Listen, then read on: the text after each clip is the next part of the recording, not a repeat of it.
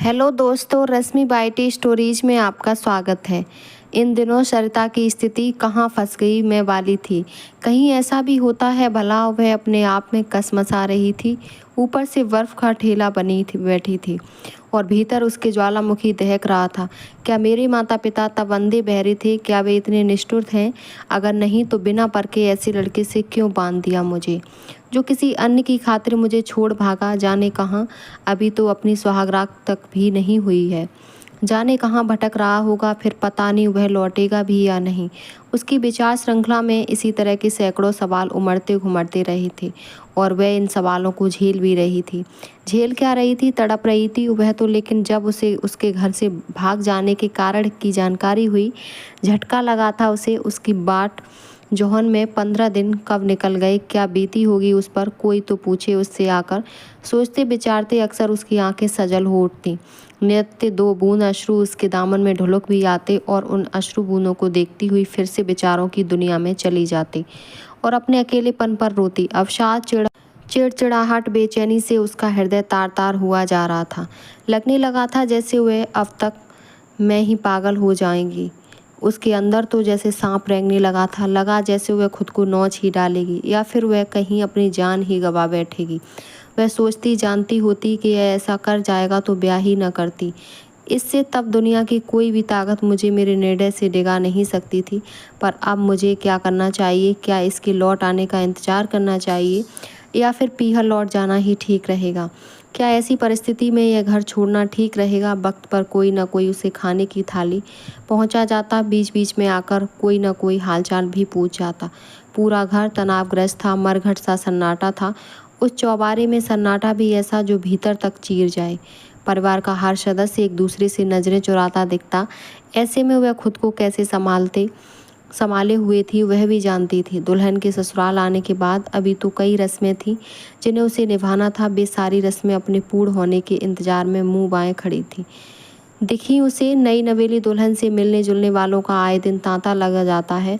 वह भी यह जानती थी, ऐसा वह कई घरों में देख चुकी थी। पर यहाँ तो एक बार भी सब कुछ ध्वस्त हो चला था। उसके सारे संजोए सपने एकाएक ही धराशायी हो चले थे। कभी कभार उसके भीतर आक्रोश की ज्वाला धधक उठती। तब वह बुदबुदाती, भाड़ में जाए सारी रस्में रिवाज, नहीं रहना मुझे अब यहाँ। आज ही अपना फैसला सुना देती हूँ इनको और अपने पीहर को चली जाती हूँ। सिर्फ यही नहीं, वहाँ पहुँचकर अपने माँ बाबूजी को भी तो खरी खोटी सुनानी है। ऐसे विचार उसके मन में उठते रहे थे और वह इस बाबत खिन्न हो उठती थी। इन दिनों उसके पास तो समय ही समय था। नित्य मंथन में व्यस्त रहती थी। और फिर क्यों न हो मंथन, उसके साथ ऐसी अनूठी घटना जो घटी थी। अंशुल जी पहेली सरीखी वह सोचती, किसे सुनाऊं मैं अपनी व्यथा? कौन है जो मेरी समस्या का निराकरण कर सकता है? शायद कोई भी नहीं और शायद मैं खुद भी नहीं। फिर मन में ख्याल आता, अगर परीक्षित लौट भी आया तो क्या मैं उसे अपना पाऊंगी? क्या परीक्षित अपने भूल की क्षमा मांगेगा मुझसे? फिर कहीं मेरी हैसियत ही धूमिल तो नहीं हो जाएगी? इस तरह के अनेक सवालों से जूझ रही थी और खुद से लड़ भी रही थी। सरिता बुदबुदाती, यह कैसी सामत आन पड़ी है मुझ पर? ऐसा कैसे हो गया? तभी घर के हाथ से आ रही खुसर पुसर की आवाज़ों से वह सजग हो उठी और खिड़की के मुहाने तक पहुंची। देखा परिचित सिर झुकाए लड़खड़ाते कदमों से थका मांदा सा आंगन में प्रवेश कर रहा था। उसे लौट आया देखा सबके मुरझाए चेहरों की रंगत एकाएक बदलने लगी थी। अब उन चेहरों को देख कोई कह ही नहीं सकता कि यहाँ कुछ घटित भी हुआ था। वहीं सरिता के मन को भी सुकून पहुंचा था। उसने देखा सभी अपनी अपनी जगहों पर जड़वत हो चले थे और यह भी कि ज्यों-ज्यों उसके कदम कमरे की ओर बढ़ने लगे, सबके सब उसके पीछे हो लिए। पूरी जमात थी उसके पीछे। इस बीच परिचित ने अपने घर व घर के लोगों पर सरसरी निगाहें डाली। कुछ ही पलों में सारा घर जाग उठा था और सभी बाहर आकर उसे देखने लगे थे जो शर्म से छिपे पड़े थे। अब तक पूरा मोहल्ला भी जाग उठा था। जेठानी की बेटी निशा पहले तो अपने चाचा तक पहुंचने के लिए कदम बढ़ाती दिखी, फिर अचानक से अपनी नई चाची को इत्तला देने के ख्याल से उनके कमरे तक दौड़ती भागती हाँफती पहुंची। चाची को पहले से ही खिड़की के करीब खड़ी देख उनसे चिपटकर खड़ी हो गई। बोली, कुछ भी नहीं। वही छोटा संजू दौड़कर अपने चाचा की उंगली पकड़कर उनके साथ चलने लगा था। परिचित थके कदमों से चलता हुआ सीढ़ियां लांघता हुआ दूसरी मंजिल के अपने कमरे में पहुंचा। एक नज़र समीप खड़ी सरिता पर डाली, पल भर को ठिठका, फिर पास खड़े पड़े सोफे पर निडाल होकर बैठ गया और आंखें मूंदे पड़ा रहा। मिनटों में ही परिवार के सारे सदस्यों का उस चौखट पर जमघट लग गया। फिर तो सबने ही बारी बारी से इशारों इशारों में पूछा था, सरिता से कुछ बका क्या? उसने एक नज़र परिचित पर डाली, वह तो सो रहा था। वह अपना सिर हिला उन सभी को बताती रही, अभी तक तो नहीं। एक समय ऐसा भी आया जब उस प्रांगण में मेले सा समा बंध गया था। फिर तो एक एक कर मोहल्ले के लोग भी आते रहे जाते रहे और वह सो रहा था, जमकर, शायद बेहोशी वाली नींद थी उसकी। सरिता थक चुकी थी उन आने जाने वालों के कारण। चौखट पर बैठी उसकी सास सहारा लेकर उठती हुई बोली, उठे तो कुछ खिला पिला देना बहू। और वे अपनी पोती की उंगली पकड़कर निकल ली थी। माहौल की गर्माहट अब आहिस्ता आहिस्ता शांत हो चुकी थी। रात भी हो चुकी थी। सबके लौट जाने पर सरिता निरंतर उसे देखती रही। वह असमंजस में थी। असमंजस किस कारण से था उसे कहाँ पता था। परिवार के मोहल्ले के लोगों ने भी सहानुभूति जताते कहा, बेचारे ने क्या हालत बना रखी है अपनी, जाने कहाँ कहाँ मारा मारा फिरता रहा होगा। उफ, आधी रात में वह जागा था, उसी समय ही वह नहा धो फिर जो सोया पड़ा। दूसरी सुबह जागा था तब सरिता सो ही कहाँ पाई थी। वह तो तब अपनी उलझनों परेशानियों को सहेजने समेटने में लगी हुई थी। वह उस रात निरंतर उसे निहारती रही थी। एक तरफ जहाँ उसके प्रति सहानुभूति थी, वहीं दूसरी तरफ गहरा रोष भी था। मन के किसी कोने में सहानुभूति इस कारण कि उसकी प्रेमिका ने आत्महत्या जो कर ली थी, और रोष इस बात पर कि वह उसे छोड़ भागा था।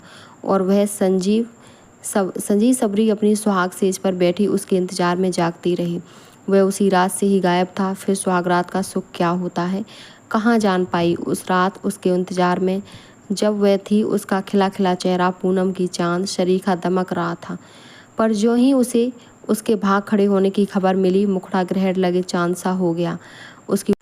उसकी सुर्ख मांग तब एकदम से बुझी बुझी सी दिखने लगी थी। सब कुछ ही बिखर चला था। तब उसके भीतर एक चीत्कार पनपी थी जिसे वह जबरन भीतर ही रोके रखे हुए थी। फिर विचारों में तब यह भी था, अगर उससे मोहब्बत थी तो मैं यहाँ कैसे? जब प्यार निभाने का दम ही नहीं तो प्यार किया ही क्यों था उससे? फिर इसने तो दो दो जिंदगियों से खिलवाड़ किया है। क्या इसका अपराध क्षमा योग्य है? इसके कारण ही तो मुझे मानसिक यातनाएं झेलनी पड़ी हैं। मेरा तो अस्तित्व ही अधर में लटक गया है इस विध्वंसकारी के कारण। जब इतनी ही मोहब्बत थी तो उसे ही अपना लेता। मेरी ज़िंदगी से खिलवाड़ करने का हक इसे किसने दिया? तब उसकी सोच में यह भी होता, मैं अनब्याही तो नहीं कही, फिर कहीं यह कोई बुरा सपना तो नहीं। दूसरे दिन भी घर में चुप्पी छाई रही थी। वह जागा था। फिर से घर वालों को तो जैसे उसके जागने का ही इंतजार था।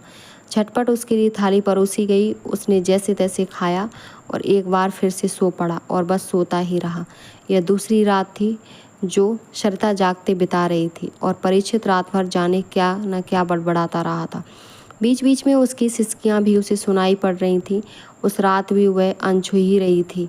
फिर जब वह जागा तब सरिता के समीप आकर बोला, तब उसकी आवाज़ में पछतावे सा भाव था, माफ़ करना, मुझे बहुत पीड़ा पहुंचाई मैंने आपको शब्द जैसे उसे चुभ गया। बोली, कुछ भी नहीं, पर इस एक शब्द ने तो जैसे एक बार में ही दूरियां बढ़ा दी थी।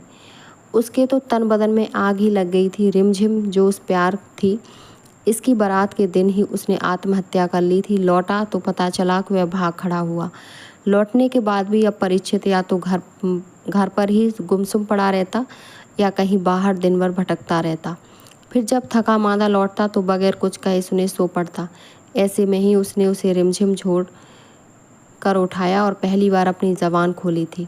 तब उसका स्वर अवसाद भरा था। मैं पराए घर से आई हूँ, ब्याता हूँ आपकी। आपने मुझसे शादी की है, यह तो नहीं भूले होंगे आप? वह निरी नज़रों से उसे देखता रहा था। बोला, कुछ भी नहीं।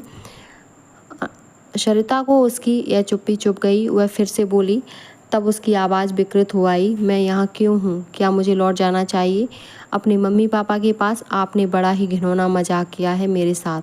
क्या आपका यह दायित्व नहीं बनता कि सब कुछ सामान्य हो जाए और आप अपना कामकाज संभाल लो? अपने दायित्व को समझो और इस मनुष्यत को मिटा डालो। चंद लम्हों के लिए वह रुकी। खामोशी छाई रही। उस खामोशी को खुद ही भंग करते हुए बोली, आपके कारण ही पूरे परिवार का मन मलिन रहा है। अब तक वह भी उसके लिए जो आपकी थी भी नहीं। अब मैं हूँ और मुझे आपका फैसला जानना है, अभी और अभी। मैं घुट घुट कर जी नहीं सकती, समझे आप। सरिता के भीतर का दर्द उसके चेहरे पर था, जो साफ झलक रहा था। परीक्षित के चेहरे की मायूसी भी वह भली भांति देख रही थी। दोनों के ही भीतर अलग अलग तरह के झंझावात थे, झुंझलाहट थी। परीक्षित उसे सुनता रहा, वह उसके चेहरे पर अपनी नज़रें जमाए रहा था। वह अपने प्रति उपेक्षा, रिमझिम के प्रति आक्रोश को देख रहा था। जब उसने चुप्पी साधी, परीक्षित फपक पड़ा और देर रात फपक फपक कर रोता ही रहा। अश्रु थे जो उसके रोके नहीं रुक रहे थे। तब उसकी स्थिति बेहद ही दयनीय दिखी थी। उसे वह शक पका गई थी। उसे अफसोस हुआ था, अफसोस इतना कि आंखें उसकी भी छलक आई थी, यह सोचकर कि मुझसे इसकी मनोस्थिति को समझना चाहिए। मैंने जल्दबाजी कर दी। अभी तो इसके छत बिच्छत मन को राहत मिली थी नहीं, और मैंने इसके घाव फिर से हरे कर दिए। उसने उसे चुप कराना उचित नहीं समझा। सोचा मन की भड़ास आंसुओं के माध्यम से बाहर आ जाए तो ही अच्छा है, शायद इससे यह संभल ही जाए। फिर भी अंतर मन में शोरगुल था। उसमें से एक आवाज़ अस्फुट सी थी, क्या मैं इतनी निष्ठुर हूँ जो इसकी वेदना को समझने का अब तक एक बार भी सोचा नहीं? क्या स्त्री जाति का स्वभाव ही ऐसा होता है जो सिर्फ और सिर्फ अपना ख्याल रखती है, दूसरों की परवाह नहीं करती? दूसरों की पीड़ा क्या उसके आगे कोई महत्व नहीं रखती? क्या ऐसी सोच होती है हमारी? अगर ऐसा ही है तो बड़ी ही शर्मनाक बात है। यह तो उसकी तंद्रा तब भंग हुई जब वह बोला, शादी हो जाती अगर हमारी तो वह आपके स्थान पर होती। आज प्यार किया था तो उससे निभाना भी चाहता था, पर इन बड़े बुजुर्गों के कारण ही वह चल बसी।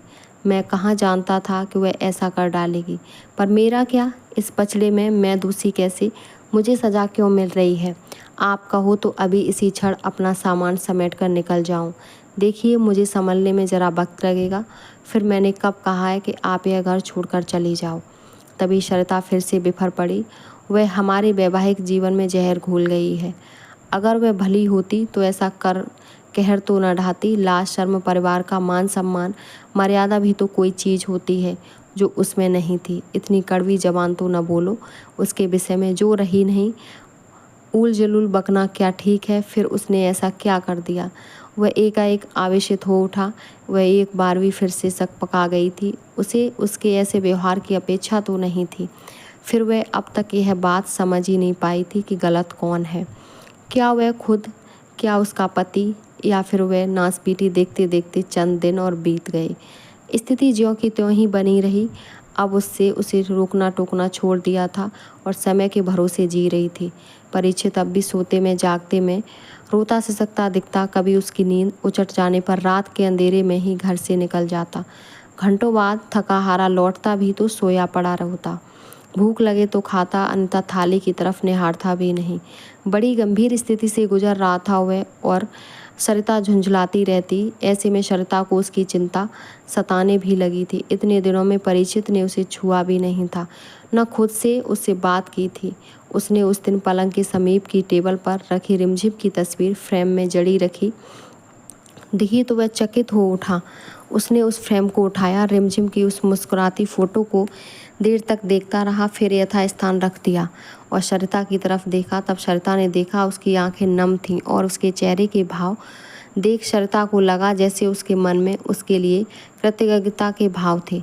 सरिता सहज भाव से बोली, मैंने अपनी हटा दी है। रिमझिम दीदी अब हमारे साथ होंगी हर पल हर क्षण। आपको बुरा तो नहीं लगा? उसने उस वक्त कुछ न कहा। काफ़ी समय बाद उसने उससे पूछा, तुमने खाना खाया? फिर तत्काल बोला, हम दोनों इकट्ठे खाते हैं। तुम बैठी रहो, मैं ही माँ जी से कह आता हूँ कि वे हमारी थाली परोस दें। खाना खाने के दौरान वह देर तक रिमझिम के विषय में बताता रहा। आज पहली बार ही उसने सरिता को आप और आपने कहकर संबोधित नहीं किया था, और आज पहली बार ही वह उससे खुलकर बातें कर रहा था। आज उसकी स्थिति और दिनों की अपेक्षा सामान्य लगी उसे, और जब वह सोया पड़ा उस रात एक बार भी न सिसका, न रोया, न ही बड़बड़ाया। यह देख सरिता ने पहली बार राहत की सांस ली। मानसिक यातना से निजात पाकर सरिता आज गहरी नींद में थी। परीक्षित उठ चुका था और उसके उठने के इंतजार में पास पड़े सोफे पर बैठा दिखा। पलंग से नीचे उतरते जब सरिता की नज़र टेबल पर रखी तस्वीर पर पड़ी तो चकित हो उठी, मुस्कुरा दी। परीक्षित भी मुस्कुराया उसे देख। तब अब उस फोटो फ्रेम में रिमझिम की जगह सरिता की तस्वीर लगी थी। तुम मेरी रिमझिम हो, तुम ही मेरी पत्नी सरिता भी, तुम्हारा हृदय बड़ा विशाल है और तुमने मेरे कारण ही महीने भर से बहुत दुख झेला है। पर अब नहीं, मैं आज से ही दुकान जा रहा हूँ। और तभी सरिता को महसूस हुआ कि उसकी मांग का सिंदूर सुर्ख हो चला है और दमक भी उठा है, कुछ अधिक ही सुर्ख, कुछ अधिक ही दमक रहा है। उम्मीद करती हूँ मेरी कहानी आपको पसंद आई होगी। अपना विचार कमेंट बॉक्स में ज़रूर बताएं और हमारे चैनल को सब्सक्राइब करें। धन्यवाद।